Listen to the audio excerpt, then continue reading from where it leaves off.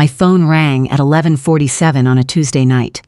I know the exact time because I'd been lying awake anyway, the way I do most nights since my husband passed, staring at the ceiling and listening to the house settle around me.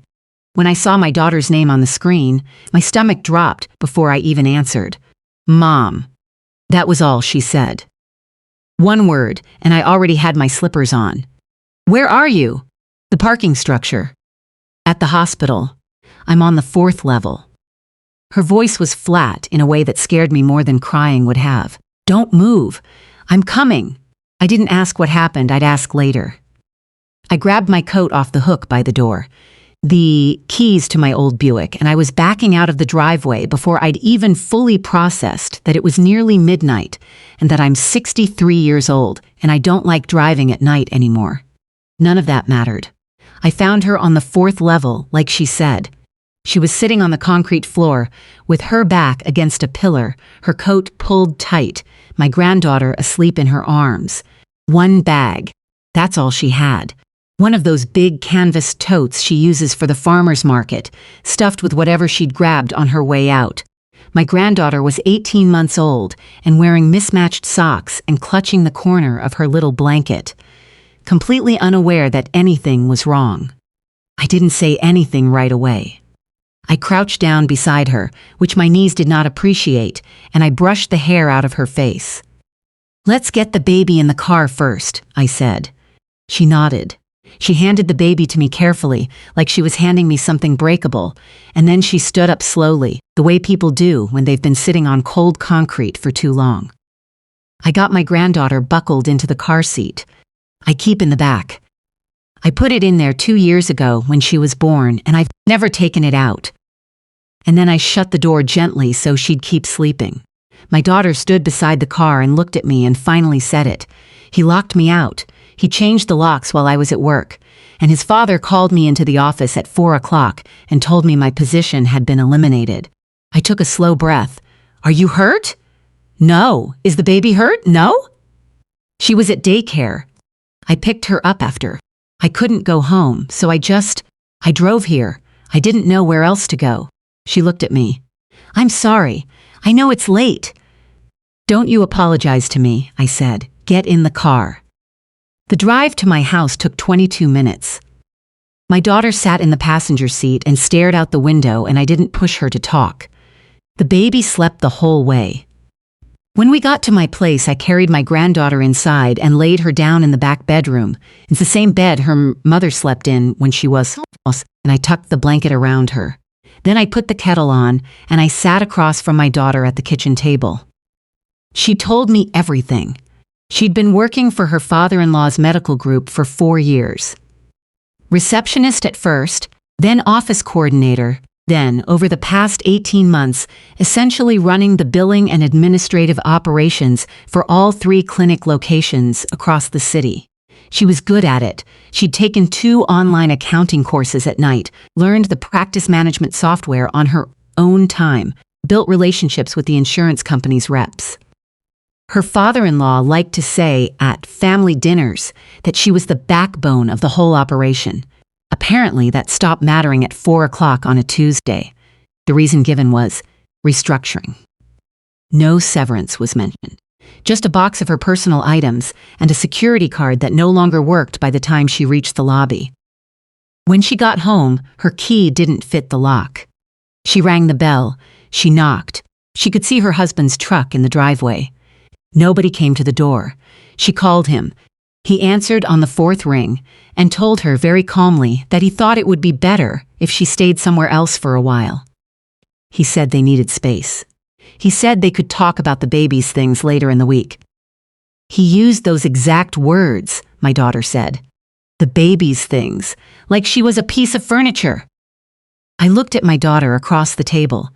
She had dark circles under her eyes, and her hands were wrapped around her mug, and she looked 22 years old again, not 31. I thought about the day she was born. I thought about the afternoon 6 years ago when she called me, so happy to tell me she'd met someone. I thought about a lot of things in that moment. I didn't say any of them out loud. What I said was, "When did you last eat something?" "Lunch, I think." I got up and made her toast. That night, I didn't sleep at all. I lay in the dark and I thought carefully. That is a habit I developed over 40 years in benefits administration. When something goes wrong, you don't react, you map it out. My husband used to tease me about it. He said I approached everything like a claims file. He wasn't wrong. I started thinking about what I knew. What I knew was this. The medical group had 3 clinic locations in the city. My son-in-law's family talked about those clinics constantly, at every Christmas dinner, every birthday, every Easter Sunday. The father-in-law spoke about them as though he'd built them from the ground, up with his bare hands. He had a habit of saying, "my clinics," in a way that shut down any further questions. But I remembered it from 4 years earlier, right around the time my daughter had started working there. She'd ask me a question, a small question, the kind you ask when you're trying to understand a new workplace, about what it meant for a building lease to be held by one company versus another. She'd mentioned a name, a numbered company. I hadn't thought much of it at the time. I thought about it now. The next morning, after my daughter got the baby up and fed and settled in front of the little television in the living room, I sat down at my computer. I still have the same desktop I bought 7 years ago. My grandchildren think it's an antique, but it connects to the internet just fine. In Ontario, company registrations are public record. You can search them through the provincial registry online, and if you know what you're looking for, you can follow the thread. I searched the name of the medical group. I found the registration. I looked at the listed directors. My son-in-law's father was listed. But so was another name, a numbered company, the same one my daughter had mentioned 4 years ago. I searched that numbered company. The registered owner was a name I didn't recognize. I wrote it down on the notepad I keep beside the computer, the one with the little chickadee on the front, that my granddaughter gave me for Christmas. Then I called my daughter into the kitchen. "Sit down," I said. "I need to ask you something. When you were first hired, was there any paperwork? A contract, anything with company letterhead?" She thought about it. "There was an offer letter. Do you still have it? It might be in my email. I don't know if I ever printed it. Check your email." She found it in 6 minutes. The offer letter was from the numbered company, not from the medical group under the name everyone knew, just a number and a signature. "Who signed it?" I asked. She looked at the screen. "I don't recognize the name." "I know," I said. "That's the point. I want to be clear that at this stage I didn't fully understand what I was looking at. I am not a lawyer. I worked in benefits and pension administration for most of my career, and before that I did bookkeeping for a hardware store, and neither of those things makes me an expert in corporate structure. But I understand paper trails. I understand that when a name keeps appearing in the fine print, but never on the surface, there's usually a reason." I called my oldest friend, who had worked in commercial real estate in this city for 30 years before she retired. I asked her if she had 15 minutes. She had an hour.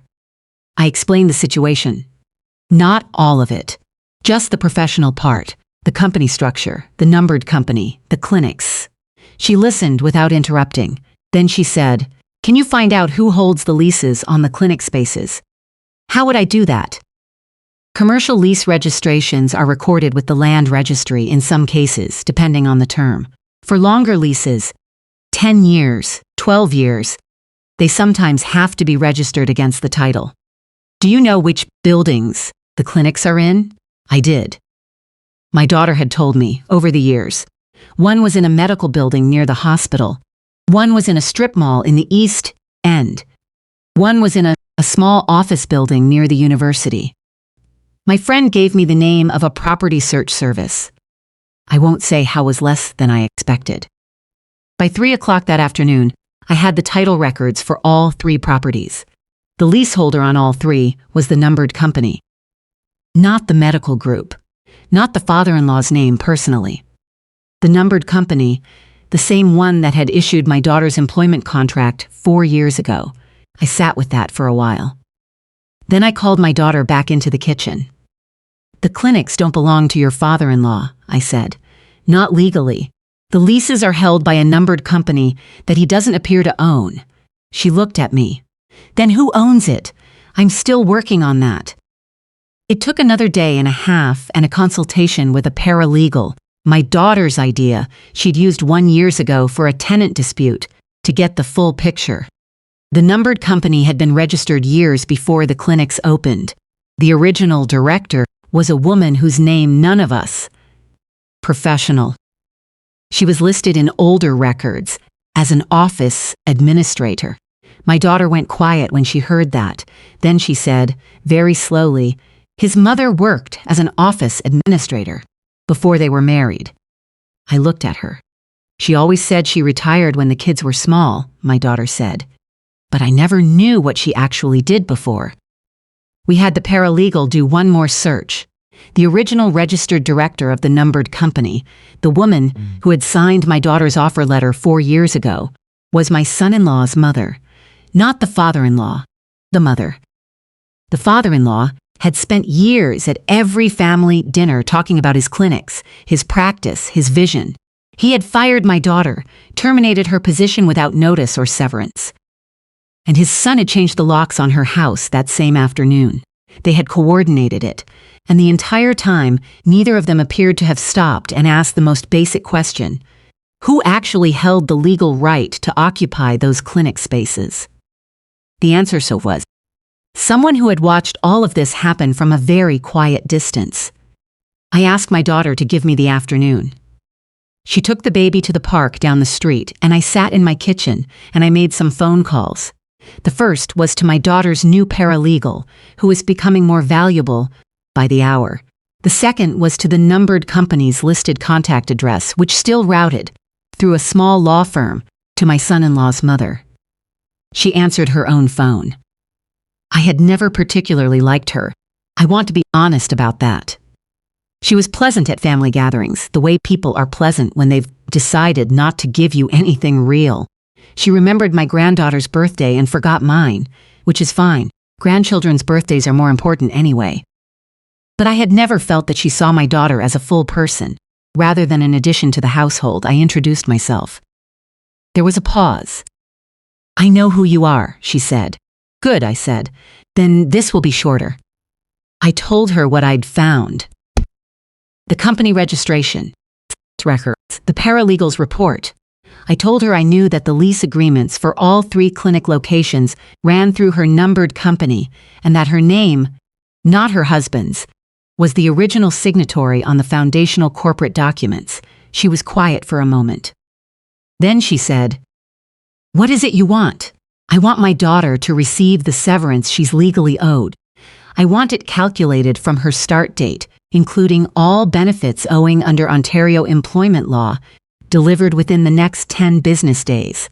I want written confirmation that her record of employment will show a layoff, not a dismissal for cause. And if I don't see a reason to get involved, then I think those lease renewal conversations that are coming up next spring will be much more complicated than anyone is planning for." I was not making a threat. I want to be clear about that. I was stating a fact. Lease renewals require the participation of the leaseholder, and the leaseholder was her. What she chose to do with her company's leases was entirely her decision. There was a very long silence on the other end of the line. "I'll need to make a call," she said finally. "Of course," I said. "Take your time." My daughter came home from the park with a little girl who had grass stains on her knees and a collected handful of pebbles that she needed me to admire one by one.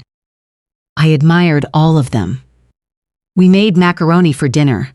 My granddaughter fell asleep on the couch between us, her feet in my daughter's lap and her head against my arm, and the 3 of us stayed like that for a long time without anyone saying anything. The paralegal received written confirmation 8 days later. Full severance, 4 years of service, calculated correctly, with vacation pay included. Record of employment, noting restructuring. No admission of anything, which was expected, but also no fight. My son-in-law's father never called my daughter to explain or apologize. My son-in-law sent a text message that said he thought they needed to speak with a mediator. My daughter's lawyer, she has a proper family lawyer now, not just a paralegal, responded on her behalf. The house, as it turns out, was in both their names. My daughter had signed the mortgage documents 5 years ago, when they bought it together on 2 salaries, and her name was still on the title. The locks can be changed, but the title doesn't change with them. Her lawyer explained this to the appropriate parties, and my daughter was back in her own home within 2 weeks. I won't tell you everything that happened after that, because some of it is still ongoing, and some of it is my daughter's story to tell in her own time and her own way. But I will tell you this, she is still in that house. Her daughter has her own room with a yellow wall and a little bookshelf that her grandfather built before he passed, which I drove over in 2 carloads and assembled badly enough that my daughter had to redo half the brackets. We laughed about it. It was good to laugh. My daughter is going back to school in the fall. There's a health administration program at the college here. She can do most of it online, 2 nights a week in person. She asked me if I thought it was too late to go back, and I told her I was 54 when I got my professional certification, and she should not come to me with questions about too late. I think about the evening I drove to that parking structure sometimes. The way she looked sitting on the concrete, the baby asleep in her arms, and that one canvas bag in the world had been reduced to what she could carry, I think about how she apologized for calling me so late. There is nothing in my life I would not cancel, in an instant, without thinking twice, to go and sit on cold concrete beside my daughter.